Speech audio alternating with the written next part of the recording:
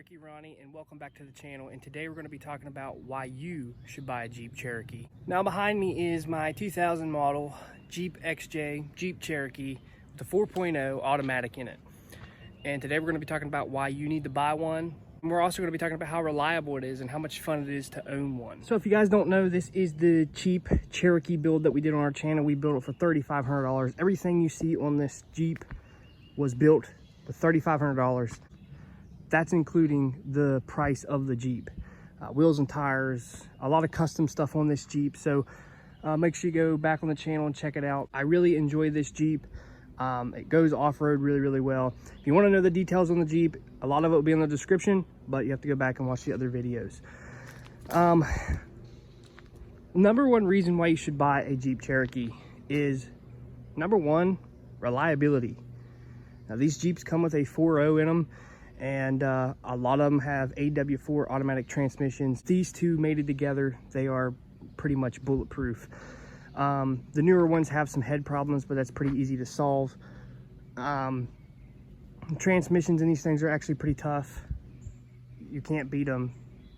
I know a lot of people don't even service them, and they still go strong. So you don't have a lot of problems with the 4.0 or the transmission. I've had some low mileage Jeeps, but 200,000, 300,000 for these things aren't nothing. These things will go 500, 600,000, no problem, with basic maintenance. This is a perfect vehicle for a high school kid or somebody, you know, that's wanting their first vehicle.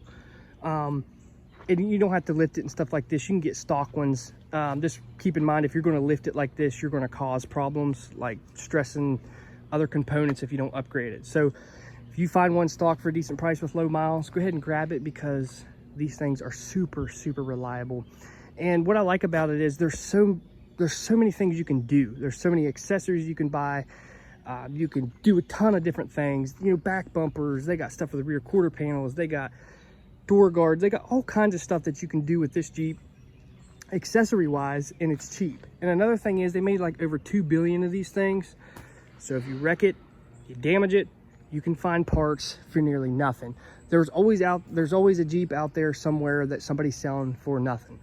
I was on Facebook Marketplace looking at some with titles, and you can find them for $1,000. You know, they are a little rough, or $2,000, you know, they're roadworthy. But I found one that's pretty mint for $3,500, and it has a small lift, and there's no rust, and that's actually a pretty good deal, and it had 150,000 miles on it. So it just depends what you're looking for. We bought this one for $1,500. It didn't have a lot of rust, just needed some maintenance, and we did this with it, lifted it, put bumpers and stuff on it, and did a lot of other stuff. And it's still a pretty nice Jeep. It has some damage right there, but we cut the fenders. It's not perfect, but it's a really reliable Jeep. Another thing is the interior in these things. When they came out, they were perfect. In the back, you don't have a whole lot of room, but it works just fine. Another thing I like about them is, if you want to haul something, you can fold the seats down and haul whatever you need to haul. Is the headliner always starts falling down. Easy fix. A lot of people do custom headliners. Now, I am a bigger guy, and I'm a taller guy, and I have plenty of room. As you can see, I have plenty of room for my legs.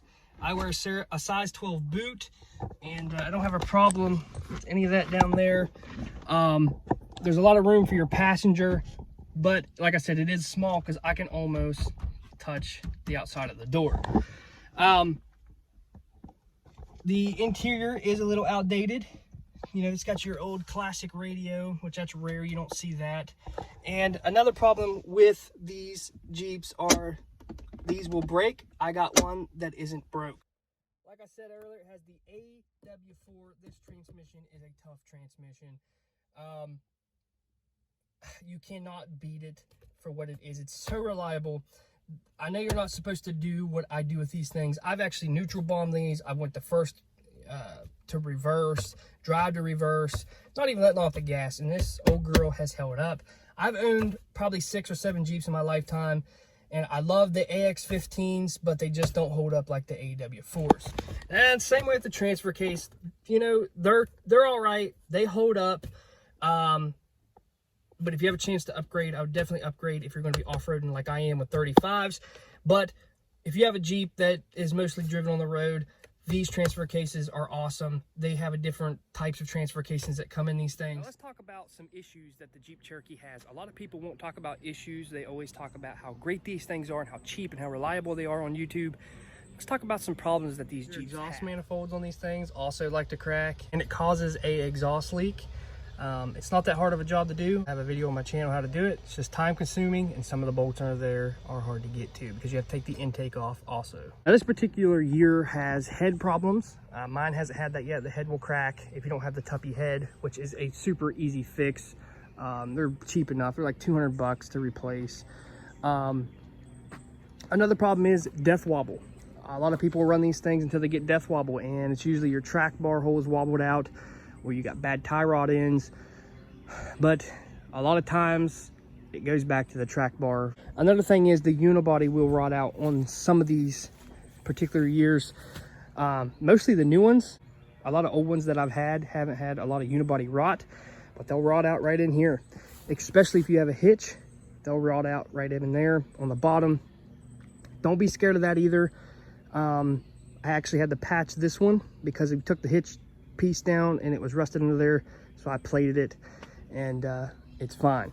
And it usually has quarter panel rust, which as you can see we fixed that with armor, and it has rocker rust. Now another problem with these Jeeps, this problem, the bolt always comes out, and sometimes this latch gets all messed up, and sometimes you have to fix it or weld a piece here.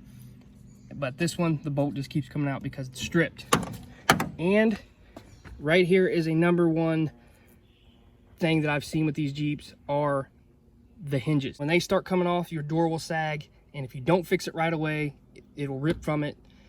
It'll rip from the body of the Jeep, and the door will fall off. So make sure you keep an eye out on the mounts, the bottom one and the top one. It's usually the top one. Other than that, it's usually pretty easy to fix. Another thing that I always see on these Jeeps are the crank position sensors. They go out a lot. Crank, no start. Usually it's your crank position sensor. Sometimes they'll get a misfire on the new ones. It's your coil packs. Another problem with these Jeeps, they like to leak oil. The oil filter adapter housing likes to leak, which I have a video on there how to fix that. The rear main seal in these motors like to leak, and the valve pan cover likes to leak. Your pinion seal likes to leak. It's just basic maintenance, really. It's not really a common issue. It's just people neglect that kind of stuff. And that's basically it. These things are super reliable. I mean, what more could you ask for? I mean, this one, like I said, is a 2000, and the door's still shut. Decent. The hinges are not coming off the body like we were talking about. They're still intact. They're still solid there. I do have hatch rot, and my tailgate is twisted. That's another thing with these things, they'll twist and you can't get it to shut. A lot of people think it's the latch, but it's not. It'll actually twist, and you're banging it and you're actually beating the pin down there, and it's twisting everything. So I had that problem with this tailgate. It actually twisted. I don't know if it's because I had this Jeep flex it up a lot, but it twisted, and we finally got it shut, so it doesn't line up that well. But there's not really a whole lot that goes wrong with these things. The steering box on the older models would crack. You would see that where the holes go through the unibody to mount your steering box. They sell a plate kit for that for nearly nothing. This thing has never left me setting, and it's done me well. And every time I go out to start it, after weeks at a time, it always starts. I've not had a problem with it.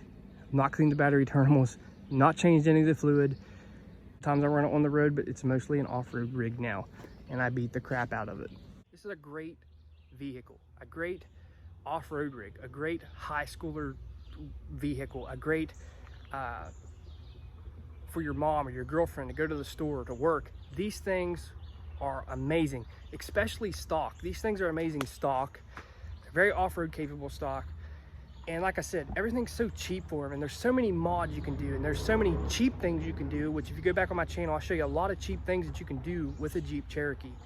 So go back on my channel, look at the build, look at all the cheap stuff we did and how we built it for $3,500. This Jeep goes down the road straight, no wobbles, What more could you ask for? It's very reliable, and this Jeep will outlast probably all the other vehicles I have. Maybe even my Wrangler, you never know.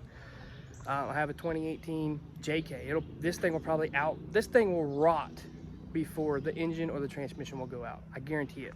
So I hope you guys enjoyed this video. Make sure you give it a thumbs up, hit that subscribe button if you haven't yet. I'm Cherokee Ronnie. Stay dirty, my friends.